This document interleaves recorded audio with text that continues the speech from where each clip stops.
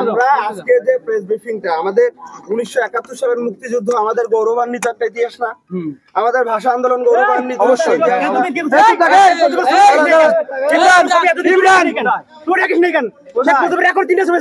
অন্যান্য জায়গায় মূর্তি ভাঙতে পারে,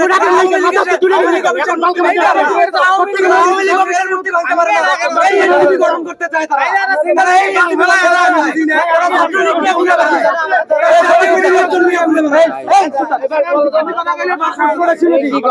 আমার প্রশ্নটা কি ছিল? আমি বলতেছি তো, মানে একটা কথা বলতে গেলে আমার তো আমার প্রশ্ন, এনসিপির ব্যানার নিয়ে ছাত্রলীগের বিগত দিন ছাত্রলীগের সদস্য সচিব সোহেল কেন গেল? আমরা ইতিমধ্যে তাকে থানায় গ্রেফতার করলাম।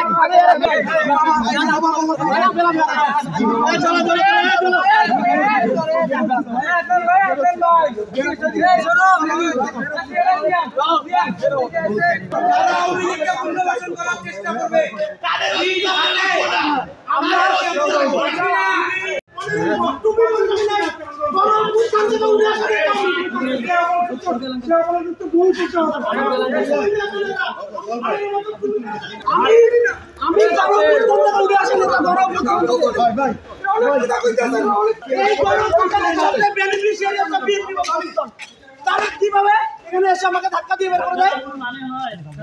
কিভাবে ধাক্কা দিয়ে বের করে দেয়?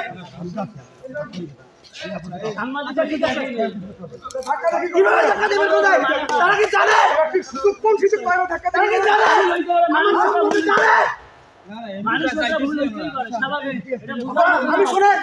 আমি গণ-অভ্যুত্থান থেকে উঠে আসা নেতা। ওয়ালটন আবারও মিলিনিয়ার অফারে ওয়ালটন ফ্রিজ কিনে আপনিও হয়ে যেতে পারেন মিলিয়নিয়ার।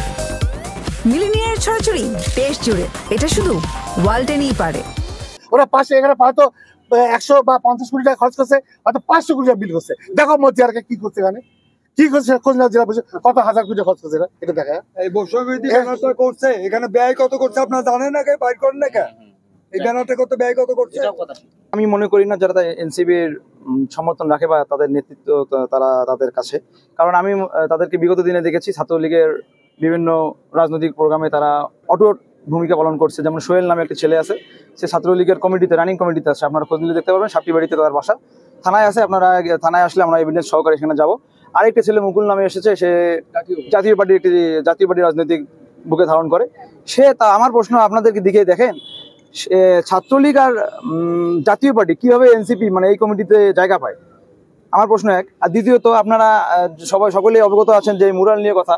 আমার মতে এই মুরালটি কখনোই 71-এর স্বাধীনতাকে বা মুক্তিযুদ্ধকে লালন করে না। এটি বরাবরই একটি রাজনৈতিক একটি স্বৈরশাসকের রাজনীতিকের একটি মুরাল। কারণ আপনারা পাশে আরেকটি বিজয় স্তম্ভ দেখতে পারবেন, এখানে আরেকটি স্মৃতিসৌধ আছে, এটা অধ্যক্ষ আসাদুল মহোদয়ের হাতে তৈরি।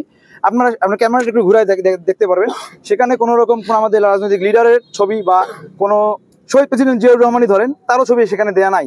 তো আমরা মনে করি ওইটা একটি শহীদ স্মৃতিস্তম্ভ, আমরা ওটাকে বুকে লালন করি, আমরা ওটাকে ফুল দিয়ে সমর্থন করি। কিন্তু এই পাশে যেটা আপনারা তৈরি করতে দেখতে পাচ্ছেন, এটি বরাবর একটি রাজনৈতিক স্মৃতিস্তম্ভ। তো আমি মনে করি যে যেখানে যারা ঘোষণা দিয়েছে এই মুরালটি আগামী 24 ঘন্টা বলুক 48 ঘন্টার মনে হয় একটি আলটিমেটাম 48 ঘন্টার মধ্যে এখানকার স্বৈরশাসকের যে ছবি, সোহরাওয়ার্দীর যে বডিগার্ড স্বৈরশাসক, আমি বলবো যে সর্বকালের সর্বশ্রেষ্ঠ স্বৈরশাসক, তার ছবি আমি নামও মুখে আনতে চাচ্ছি না, তার ছবি আমরা খুব দ্রুত অপসারণ করার দাবি জানাচ্ছি।